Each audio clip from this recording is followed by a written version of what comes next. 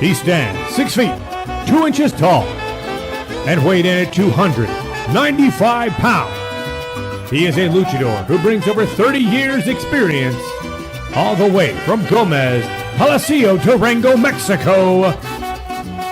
He is the legendary luchador, the Idol, Sergio Gomez.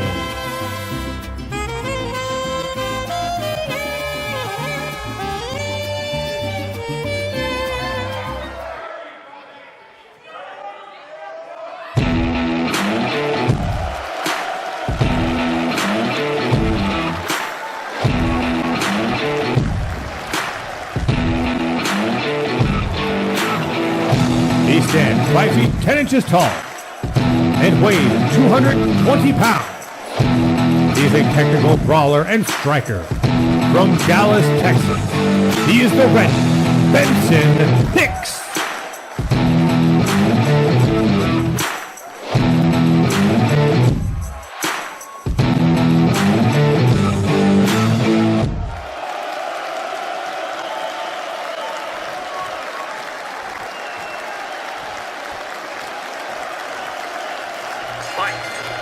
All right, the time for talk is over. Sergio Gomez versus Benson Hicks here tonight. Big grudge match we have here. Oh, and a big tilt-to-world backbreaker. Big grudge match we have here tonight. For the last several weeks, it's been a cat and mouse game between Benson Hicks and Sergio Gomez. As we've seen famously, we had Sergio Gomez dressing up local indie wrestler Slug as the quote-unquote fake Benson and just brutally beating him up. Benson came to the rescue. They had a tag team match with Benson and fake Benson versus Los Gomez, and it's just been cat and mouse back and forth for the last several weeks. But has the mind games paid off for Sergio Gomez? We're going to find out here tonight. Benson Hicks and Sergio in a big stunner there, doing what it's supposed to, just stunning them. And you can see there the heat between these two, just Benson Hicks uncharacteristically just choking Sergio Gomez and now just stomping him out. Sergio has really been playing some mind games, so I think Benson is extra fired up here tonight. Goes for the cover. Sergio not only has the experience, 30 plus years experience of wrestling experience for Sergio Gomez, but in that 30 years you can't help but learn all the tricks when it comes to mind games as well. So were the mind games enough? Has Sergio Gomez pissed off and taunted Benson Hicks? Has he got into his head enough to get the win here? And that was a big DDT, but he shrugs it off at one. I think Benson trying to make a statement saying, you're not even going to get a 2 count on me tonight. So we're going to see, but all the preamble of it doesn't matter what you do before the match. It all comes down to what happens when the lights are brightest and the stage is the biggest, and it doesn't get any bigger and better than BCW on pay-per-view, and he's locking him up here. Benson Hicks, not typically a submission specialist. Maybe it's just a tactic to wear down the neck. We do know Benson Hicks has that cactus driver, that pile driver maneuver that he uses, so he could be trying to weaken up the neck. But what Sergio got here, taking him up top. Very high rent, very high risk. Oh, big Rana! Big Rana from the top. Tippy top rope. Both standing on the top. That's got to be about 10 feet in the air that you're doing a big Rana flip from. But that's Sergio Gomez's specialty, the 30-year lucha veteran. Hurricanranas are not something that he is unfamiliar with. He's been doing them since he was a teenager. But with his added size that he's put on since being unmasked in Mexico about a year ago, he's if you combine that lucha speed and agility and all the lucha moves that use momentum, but you have all that size and that weight behind it, it's a devastating combo. So I think a move like that just adds extra damage than if it was with someone lighter, like a Pedro Loco, like we saw in our opener. If Pedro Loco was to do the same maneuver, he wouldn't have the momentum wouldn't have the gravity on his side. It looked like Sergio was going up top, but Benson quickly gets to the ropes, quickly gets himself off the mat. In BCW Week 1, we saw this match, and we saw Sergio go to the top rope just like he's doing right here many, many times and just have that weight crash down on him. 1, 2. I want to kick out. We saw, I think it was 2 or 3 times in episode 1 where we saw Sergio go crashing off the top rope and just obliterating Benson, but every time Benson has kicked out and kicked out and kicked out. And tonight was no exception, another kick out, but that is just a brutal maneuver. And speaking of brutal maneuvers, and he's taunting him, his feeling just kicks him in the face. Just knocks him there, big clothesline, big drop kick. But that is a calling card of Sergio Gomez, is that top rope maneuver, especially now if you're using all that weight, almost 300 pounds crashing from the top rope. And a big booty attack there. And just hits him again and goes right into the cover, veteran maneuver. That's where that 30 years pays off. Big move, quickly into the pin.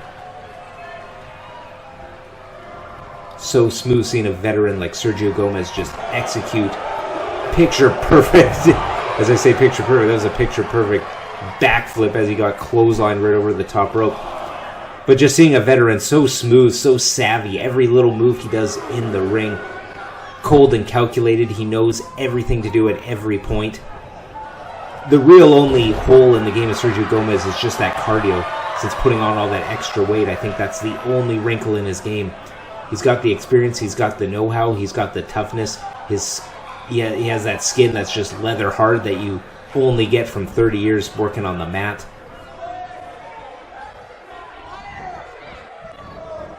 Only thing is, you can try to hope that Sergio makes a mistake, but with 30 years experience, that's a long shot. Benson only 10 years, so Sergio 3 times the experience, and Benson a 10-year veteran in his own right. But I think Benson's got the right idea here. Just go for the big moves, go for the big strikes, and he's got that Alabama slam by way of Texas. He's been hitting him with some big moves. He tried for that pile driver, hit that big Alabama slam, and this could be it. Signature maneuver.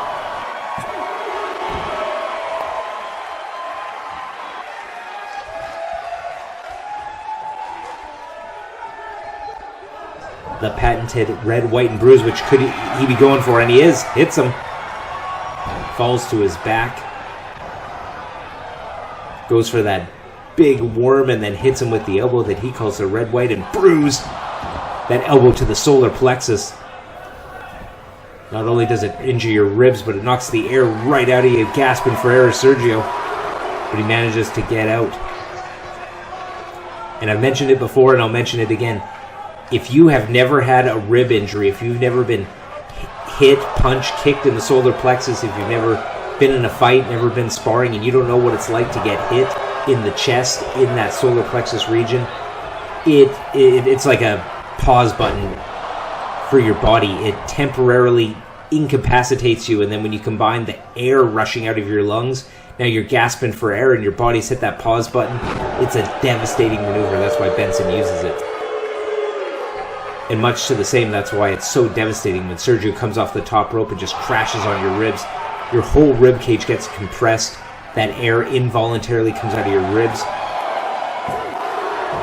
The air involuntarily rushes out of your ribs, so any maneuver that targets the midsection is absolutely brutal.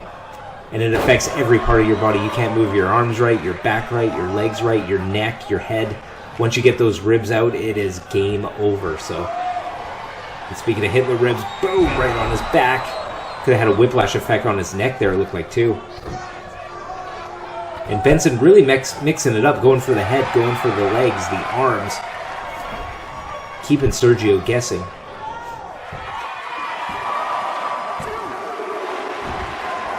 And that could be part of Benson's strategy. If you keep Sergio guessing, he might not be able to figure out what your strategy is. If you're mixing it up from body part to body part, Sergio might not know what you're going for, and then it makes it a lot more difficult to counter. Speaking of counters, Sergio's going to have to counter this. If he has any hope of winning, I don't know if he can take another red, white, and bruised.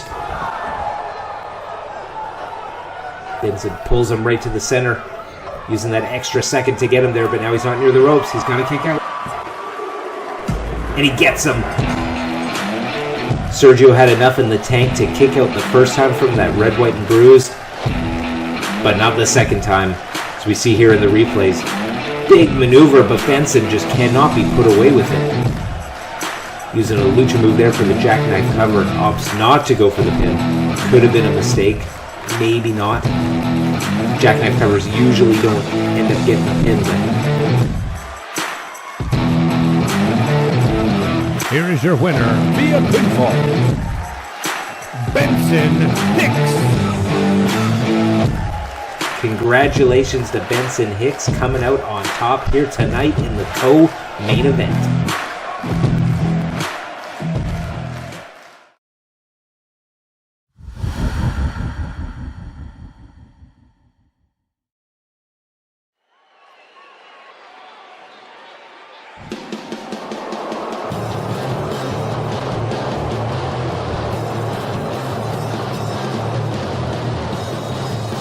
Standing 6 feet tall and weighing 285 pounds, from San Francisco, California, he is Sweet Cox.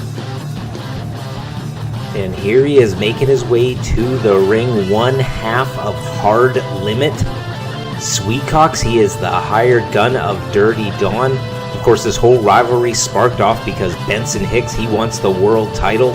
Came out, tried to challenge Dirty Dawn for it, but it was Sweet Cox that was tasked to take out Benson. And can he do it here tonight in this dumpster match? A first ever for BCW, a dumpster match kicking off the pre-show for the pay-per-view.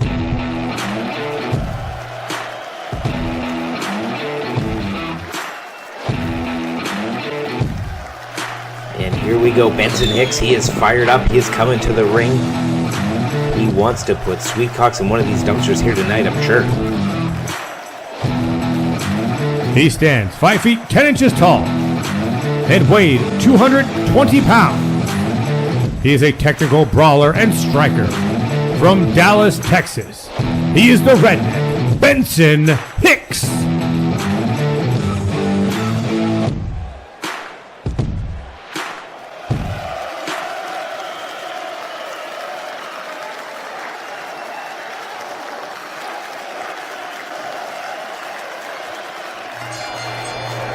And here we go, the match is underway.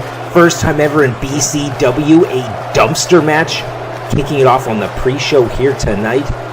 And of course, the rules in a dumpster match, all you gotta do is take your opponent, throw them over the top rope, and they will fall in the dumpster and you are the winner.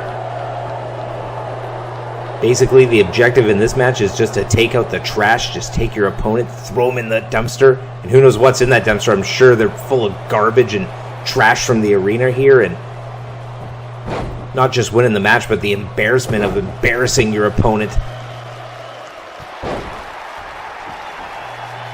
So let's get in here. We got Benson just barraging Sweet Cox with those knees right to the chest, right to the face. And in this match, you're going to have to wear down your opponent in order to get him up and over. I think purely from a physical standpoint, we got Sweet Cox. He's almost near that 300-pound mark. Benson coming in at about 220, and right there, show of strength, right as I was talking about the size and the power. And I think if Sweet Cox can do that again, just pick him up and get him right in. He's having no problems picking up Benson, hitting some of these big moves.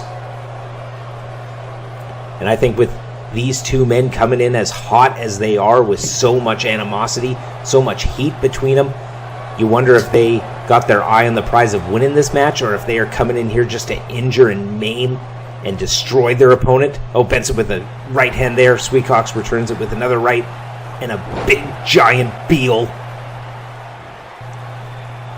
So you got to wonder if this is if both these men want to just hurt their opponents, want to embarrass them, or if they're really just trying to come out here and win the match. Of course, the objective is to win, but when you have a rivalry this hot and this personal, you never know if they got their... Oh, and Benson here. Benson reverses, picks him up, traps that arm, and just knocks him down. You could pop an elbow out real easy from a move like that, just hammerlocking that arm.